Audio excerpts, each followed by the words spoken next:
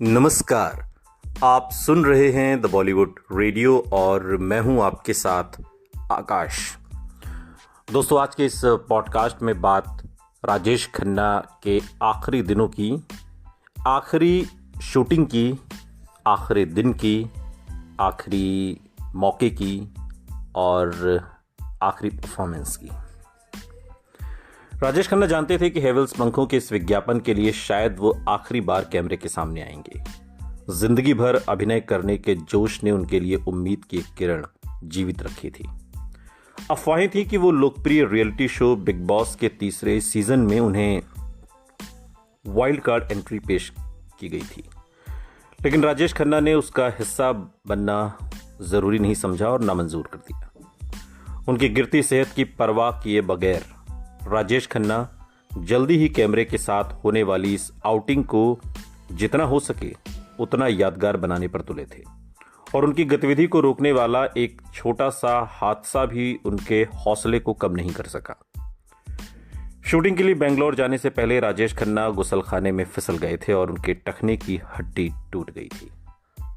हालांकि पतली सी दरार, एक हेयरलाइन फ्रैक्चर ही आई थी, लेकिन शरीर से चूंकि गिरने की वजह से शरीर की जो प्रोटीन थी वो बह गई थी और जिसकी वजह से उनके टखने में भारी सूजन आ गई थी, जिसने उनकी गिरती सेहत के कारण जो हालत थी वो ज्यादा बिगाड़ दी।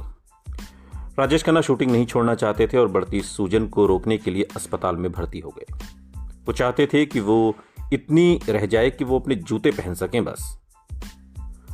भूपेश रसीन जो राजेश खन्ना के साथ शूटिंग पर गए थे, वो बात के दिनों में याद करते हुए बताते हैं, डॉक्टरी सहायता ने पीड़ा को सहने लायक तो बना दिया, जिससे वो शूटिंग से एक शाम पहले अस्पताल से सीधे हवाई अड्डे पहुंचे। सोचिए, ऐसा जुनून, वो भी आखिरी दिनों में। शूटिंग से एक रात पहले ही बाल्की को मालूम हुआ कि राजेश खन्ना की हालत कितनी खराब थी। उन्हें राजेश खन्ना से मिले महज 1 महीना ही हुआ था, लेकिन इस अंतराल में बहुत कुछ बदल चुका था। मुझे उनके इतने कमजोर होने का अंदेशा नहीं था और मैंने शूटिंग को टालने का सुझाव दिया। एक इंटरव्यू के दौरान बाल्की बात के दिनों में याद करते हुए कहते हैं, और वो याद करते हैं कि कैसे एक बांह पर लगी झूलती ड्रिप के साथ इतनी कमजोर हालत में भी राजेश खन्ना काम करने को लेकर उत्सुक थे। अगली सुबह राजेश खन्ना शूटिंग स्थल पर पहुंचे, एक बंद स्टेडियम में, और बिल्कुल समय पर। यानी कि वो राजेश खन्ना जो सारी जिंदगी कभी समय पर नहीं आए। इस बात को लेकर उनकी आलोचना भी हुई। डायरेक्टर, प्रोड्यूसर्स, उनके को एक्टर्स सब परेशान रहे कि काका कभी समय पर नहीं आते। लेकिन इस आखिरी शूटिंग पर राजेश खन्ना बिल्कुल समय पर पहुंचे। और कितनी मधुर विडंबना, राजेश खन्ना का शूटिंग के लिए वक्त पर पहुंचना और सेट पर पूरे मेकअप के साथ हाजिरी दी। मेहनत भरे लंबे दिन का सामना करने के लिए जो उनके आगे था। होशियारी से अपने निशान पर चलते हुए वो हाफ रहे थे।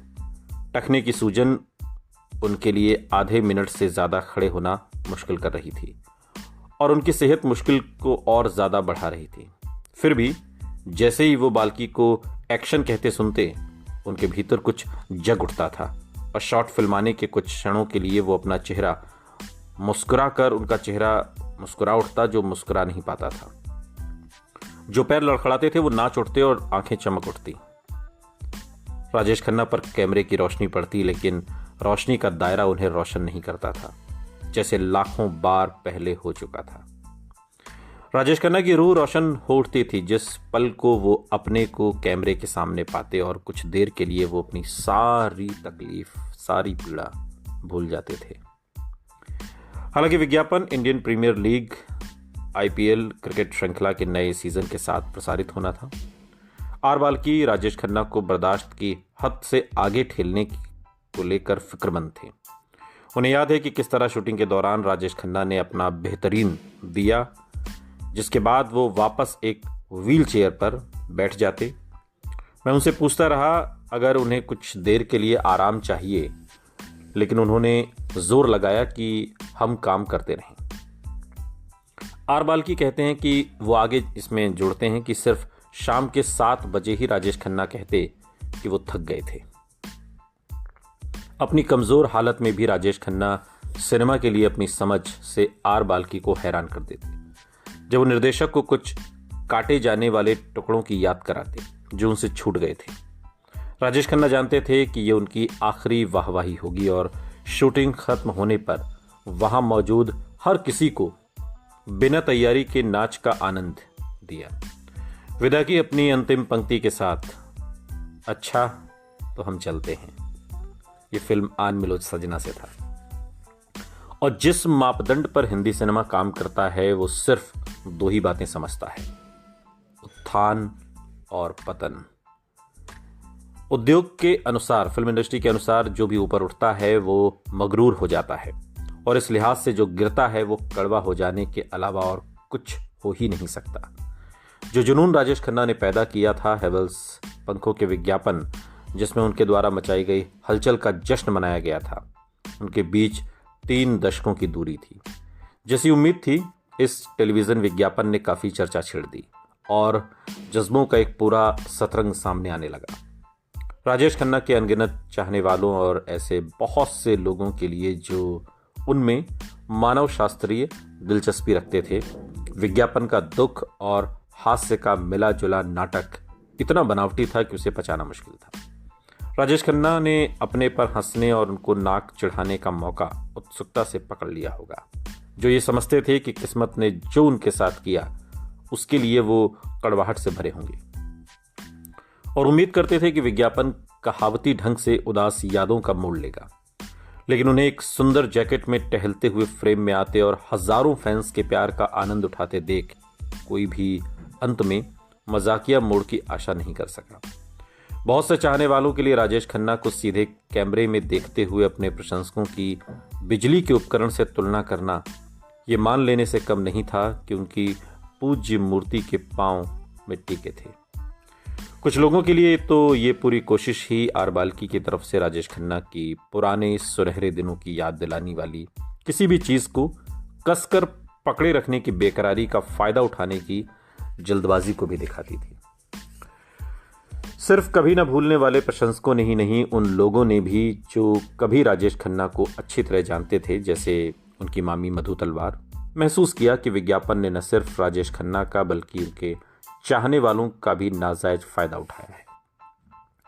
लेकिन निर्देशक इन सारे नजरियों को बकवास बताते हैं और कुछ लोगों की दिली प्रतिक्रिया पर सवाल करते हैं कि वो लोग उस वक्त कहां थे जब राजेश खन्ना को बिसरा दिया गया था। वो आगे कहते हैं कि जब उन्होंने राजेश खन्ना को साफ कर दिया था कि विज्ञापन उनका और उनकी कामयाबियों का मजाक उड़ाता हुआ लगेगा, तब राजेश खन्ना ने उन्हें बताया था कि इसी कारण उन्हें ये पूरा विचार पसंद था। उनका ख्याल था कि वो खुद ही अपने गौरव का मजाक उड़ा रहे थे, सामने आकर ये कहकर अभी मेरे पास कुछ फैंस नहीं, बस यही है।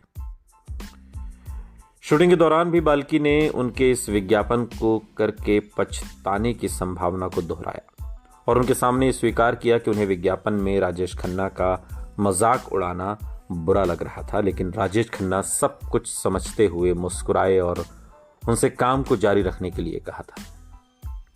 आर बाल्की का मानना है कि विज्ञापन का सुख दुख का भाव इसलिए जोर से उभर कर आया क्योंकि उसने सच दिखाया। एक फीके पड़ गए सुपरस्टार को दिखाने के लिए जो अपनी उदासी भी भूल चुका था, जब तक उसने उनका सामना करने की नहीं सोची, उससे नफरत करने वाले कईयों और उसमें कुछ भी बुराई ना देखने वालों के बीच विज्ञापन ने फिर भी इतना तो किया कि लोग राजेश खन्ना के बारे में इस तरह बात करने लगे जैसे तकरीबन 2 दशकों से नहीं देखा गया। आर बाल्की का कहना है कि वो हंसे, हर एक टिप्पणी पर वो सबसे ऊंचा हंसे, और जोड़ते हैं कि राजेश खन्ना को विज्ञापन बनाए जाने के ढंग पर इतना भरोसा था कि उन्होंने प्रसारण से पहले उसका फाइनल कट देखने की जहमत भी नहीं की। विज्ञापन ने जिस हद तक दिलचस्पी जगाई उसे देखकर राजेश खन्ना खुश थे और वो अपना जिक्र और चर्चा अच्छा लगने और अपना फायदा उठाए जाने की कहानियां सुनकर मुस्कुराते। जैसा वो विज्ञापन है, लोग किसी को उसे उस तरह देखना और उस पर हंसना पसंद नहीं करते। आर बाल्की कहते हैं और जोड़ते हैं कि अगर विज्ञापन उन पर खराब रोशनी डालता तो राजेश खन्ना का परिवार सबसे पहले उंगली उठाता। निर्देशक का कहना है कि राजेश खन्ना की तरह ही उनके दामाद अक्षय कुमार भी बहुत खुश थे विज्ञापन के अंतिम रूप पर भी, और जो जबरदस्त प्रतिक्रिया उसने जगाई उस पर भी। शायद हेवल्स विज्ञापन के पीछे वाले पागलपन की असली वजह यह थी कि उसने राजेश खन्ना की बाहरी छवि को हमेशा के लिए बदल दिया था। कुछ साल पहले तक राजेश खन्ना के बारे में सोचते ही आनंद का मुस्कुराता भोलापन या अमर प्रेम में ठुकराए जाने की करुणा सबसे पहले मन में आती थी, मगर इस विज्ञापन में उनकी दुर्बलता ने इस आइकॉन की जिस्मानी तस्वीर को बदल दिया। ऐसे दौर में जब सोशल मीडिया खबरों को पहले के मुकाबले बहुत तेजी से फैला हुआ देता है, वो बुरी खबरों को भी बहुत दूर तक पहुंचा देता है, और विज्ञापन तैयार होने का वीडियो जो राजेश खन्ना की खराब सेहत की हद दिखाता है तेजी से फैल गया। कुछ बोलते वक्त राजेश खन्ना की उखड़ी सांस ने बजाय पहला विज्ञापन करने की खुशी दिखाने के उनकी असली हालत बयां कर दी। वीडियो को जितनी हिट्स मिली उतना ही लोग उस सुपरस्टार की बात करने लगे और यूट्यूब जैसे वेबसाइट्स पर राजेश खन्ना के बारे में और जानकारियों की मांग बढ़ती गई। पहली बार राजेश खन्ना अपनी विदा का वक्त बढ़िया ढंग से तय कर पाए। बीमारी ना होती तो राजेश खन्ना जरूर इतनी तवज्जो का आनंद उठाते।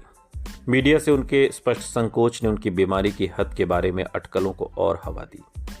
उनके चाहने वालों के लिए उनके ठीक हो जाने की सारी उम्मीदें चूर चूर हो गईं जब उन्होंने राजेश खन्ना को आशीर्वाद की छत से जीत का चिन्ह बनाते हुए एक फोटो देखा।